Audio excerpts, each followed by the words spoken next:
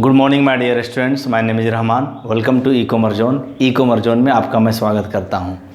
जैसा कि आप जानते हैं कि now days I am teaching you beehive book, जो एनसीईआरटी जेसीईआरटी सभी स्टेट बोर्ड में ये है, और ये आपका चैप्टर 2 है, बिहाइव क्लास 9 पार्ट 1। एक्चुअली ये है पार्ट 1, लेकिन आपको ध्यान इसमें देना है, चैप्टर ये 2 है, ठीक है ना। चैप्टर 2 का पार्ट 1 भी है और पार्ट 2 भी है।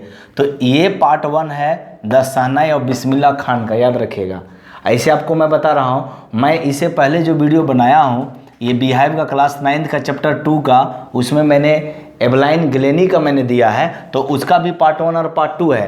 तो आप कन्फ्यूजन ना हो, इसमें आपको ये बिस्मिल्लाह खान का पार्ट 1 है, ओके। और पार्ट 2 का वीडियो ऑलरेडी मैं अपलोड कर चुका हूँ। इसमें देखेंगे समरी क्या है, इसके बाद मैं आपको लाइन बाय लाइन में पढ़ाया भी हूँ, उसको आप देख लेंगे, ठीक है। यहाँ पर देखेंगे summary. A musical instrument called pungi was banned by emperor Aurangzeb for shrill unpleasant sound, ठीक है। श्रील का मतलब क्या होता है? हार्श। श्रील का मतलब क्या होता है? HARS। हार्श का मतलब होता है कठोर, ठीक है। तो उसको अच्छा ये नहीं लगता था, इसलिए पुंगी को क्या कर दिए, ये बैन कर दिए। कौन? 1707 में आप जानते होंगे औरंगजेब की मृत्यु हो गई थी, तो उससे जो पहले ये कन्फर्म औरंगजेब थे, ठीक है। तो औरंगजेब जो पावरफुल एम्परर थे मुगल सम्राट के, वो इसको बंद कर दिए थे। क्यों? उसका कारण क्या था? देखिए, बिस्मिल्लाह खान का जो शुरुआत हो रही है कहानी, जिसको भारत रत्न भी मिला है, लेकिन आपको ध्यान यहाँ देना है कि इसकी कहानी ऐसे हुई है, अचानक बिस्मिल्लाह खान नहीं आ जाते हैं, ठीक है। अब सेकंड क्या आता है, मैं कुछ पॉइंट लिखा हूँ समरी बताने के लिए, इसे तो लाइन बाय लाइन में पढ़ाया हूँ। It was perfected by a barber. Barber को हम नाई बोलते हैं, Thakur, who belong to a family of professional musicians. इसके बाद ये पुंगी को बंद कर दिया गया। उसके बाद इसको परफेक्ट माने ढंग से बनाया गया, मतलब बजाया गया। किसके द्वारा? प्रोफेशनल म्यूजिशियंस के द्वारा, एक बार्बर के यहाँ, ठीक है। बार्बर का फैमिली कैसा था? प्रोफेशनल म्यूजिशियन थे। थर्ड में क्या है? He played it in the chamber of the king.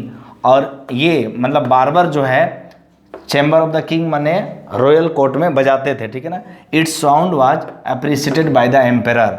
और धीरे धीरे क्या हुआ, इसकी साउंड को, मतलब जो आवाज़ है वो बहुत सुरीला होने लगा, तो पसंद करने लगे औरंगजेब, मतलब एम्परर, ठीक है ना।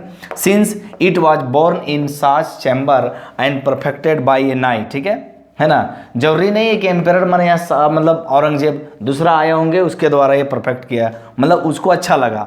Since it was born in Shah chamber, चूँकि ये शाह के चैम्बर में इनका जन्म हुआ और नाई ने बजाया, इसलिए इसका नाम है शहनाई, ओके।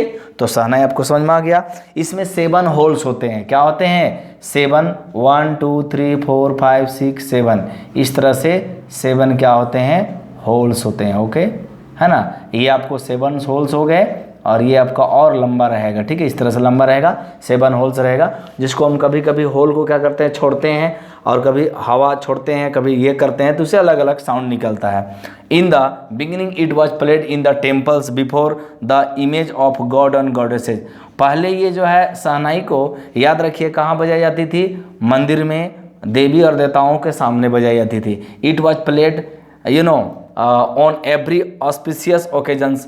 जितने भी पवित्र मतलब होते थे, जो होली टाइम होता था, जैसे आपका छठ वगैरह हो गया, ठीक है, इस तरह से, तो मतलब फेस्टिवल में भी इसको बजाया जाता था, स्पेशल ओकेजन में। ग्रेजुअली इट बिकेम पॉपुलर, लेकिन ये धीरे धीरे क्या हुआ? पॉपुलर हुआ। लेकिन पॉपुलर किसने किया?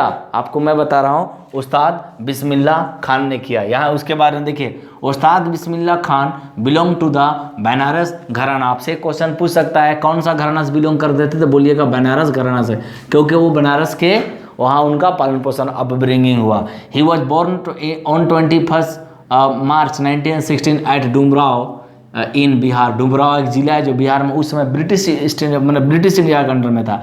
As a 5 year old boy, 5 साल का जब वो था, he would play gilli danda near A pond. तालाब के सामने गिल्ली डंडा खेलता था। He use to visit Bihari ji temple. वो बिहारी जी टेम्पल जाता था और वहाँ गाना गाता था, भोजपुरी चैता, ठीक है ना, वहाँ गाना गाता था, और उसको प्राइज मिलता था। क्या रूप में? महाराजा उसको प्राइज देते थे, लड्डू देते थे, ठीक है। तो 1.25 kg का लड्डू होता था, 1.25 kg का क्या होता था? लड्डू होता था, इनको मिलता था, ठीक है ना। एट द एज ऑफ 6 जब 5 ईयर्स के बाद आफ्टर 1 ईयर ही मूव टू बनारस, बनारस चले गए। उनकी मम्मी बनारस ले गई उनको अंकल के पास। अंकल का नाम क्या था? अली बख्श। उसको इंट्रोड्यूस करवाया उनसे, ठीक है। और न्यूसेंस का मतलब होता है प्लेइंग शहनाई। शहनाई का जो साउंड होना, ठीक है, अलग अलग आता है तो उसको हम न्यूसेंस बोलते हैं, ठीक है। उसकी जो आवाज़ है इसे उसको इंट्रोड्यूस करवाया। He was deeply devoted to music, और वो बिल्कुल उस्ताद अमजद बिस्मिल्लाह खान जो है डिवोटेड हो गए म्यूजिक के प्रति। Okay, now he use to spend most of his time practising on the bank of river Ganga. वो गंगा नदी किनारे मतलब क्या है, ज़्यादा प्रैक्टिस करते हैं। आपको मालूम है ना बनारस क्यों फेमस है? बनारस के सामने से गुजरती है, मतलब किनारे से गुजरती है गंगा नदी। बनारस का पान देख लीजिए, बनारस का साड़ी देख लीजिए, ठीक है। बनारस BHU आप जानते होंगे फेमस है। तो बहुत चीज़ के लिए बनारस ऐतिहासिक हिस्टोरिकल प्लेसेज है। The themes of his music, उसका जो म्यूजिक का जो सब्जेक्ट मैटर थीम होता था, are deeply affected by the flowing water of the Ganga. Ganga से क्या होते थे? प्रवाहित होते थे। आगे हम पॉइंट बता रहे हैं। ओके बच्चे, उनको और ये क्या क्या मिला है देखिए। 9th में मैंने लिखा है he got the best performer award at all India music conference in Allahabad in 1930। In 1937 he bagged 3 medals, ये 3 है, ठीक है ना, at a music conference in Kolkata. Kolkata में 3 मेडल्स मिला। याद रखिएगा, उनको अमेरिका के लिंकन हाउस में भी, बहुत बड़ा हॉल है लिंकन कॉन्फ्रेंस हॉल में भी, म्यूजिक हॉल में भी उनको बुलाया गया। और ये फर्स्ट इंडियन थे जो वहाँ पर एज ए म्यूजिशियन वहाँ पर गए थे, याद रखिएगा, ठीक है। और उसके बाद क्या होता है, he was invited by Pandit Nehru to play the shehnai from the ramparts of Delhi's red fort in 1947।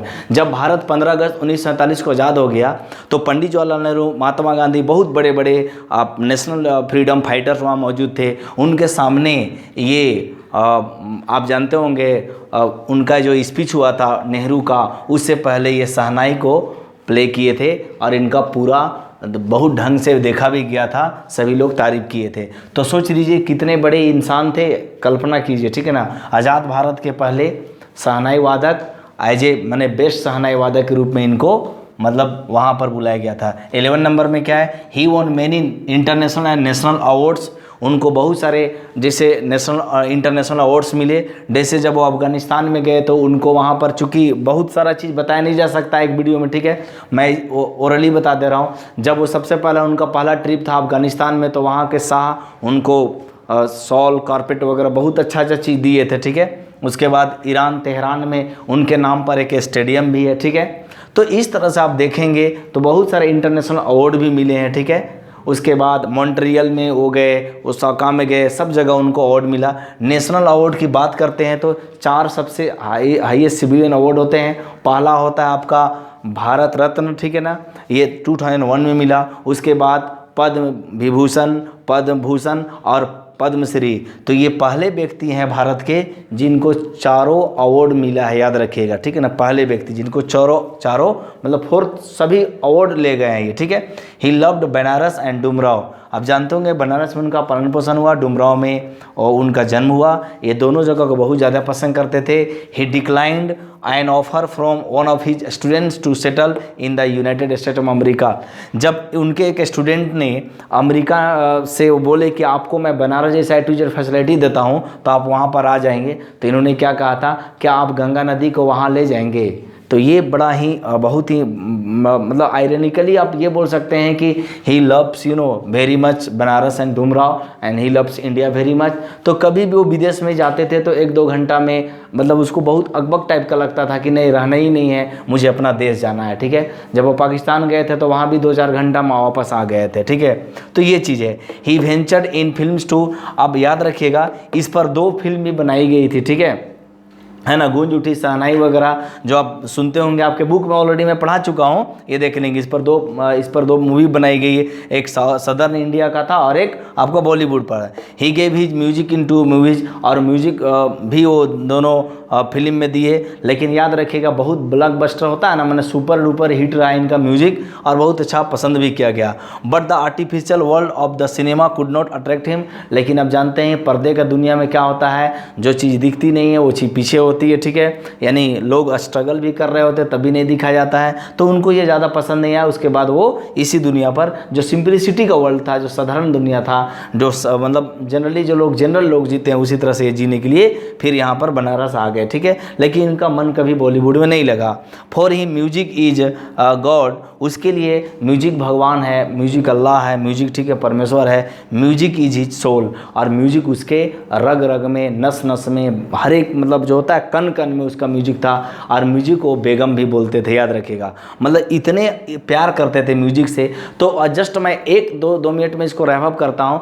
एक साधारण बालक शहनाई के बदौलत जो है पूरी दुनिया में एक अमिट छाप छोड़ गया, जिसको हम चाह करके भी भूल नहीं सकते हैं। तो आइए हम आज से हम स्टूडेंट, माय डियर स्टूडेंट्स, ये पढ़ लेते हैं कि ये इनको कभी रिलीजियस पर फोकस नहीं करते थे। इनसे जब पूछा जाता था कि क्या आपको कोई रिलीजन में कोई प्रॉब्लम है, तो बोले नहीं, हम लोग सब एक है, ठीक है। मतलब किसी भी जात पात को ये नहीं मानते थे, मानवता जात को मानते थे। और कभी भी मुसलमान होने के नाते भी ये टेम्पल में जाते थे और बनारस में डेली शहनाई बजाते थे, ठीक है। तो ये बहुत बड़ी बात थी उन दिनों, ठीक है। आज का डेट थोड़ा सा अलग है, उन दिनों का डेट अलग है। तो इसीलिए इनको भारत का एक रिच कल्चर, जब बोला जाता है ना कि भारत का एक रिच कल्चर है, उसको डिनोट करना है, रिप्रेजेंट करना है, तो ये बिस्मिल्लाह खान को ही बोला जाता है, ठीक है। वन ऑफ द मोस्ट, ठीक है, important personality in this world. खास करके शहनाई के क्षेत्र में अगर देखा जाए तो इनका नंबर 1 अभी भी पोजीशन बना हुआ है इंडिया में।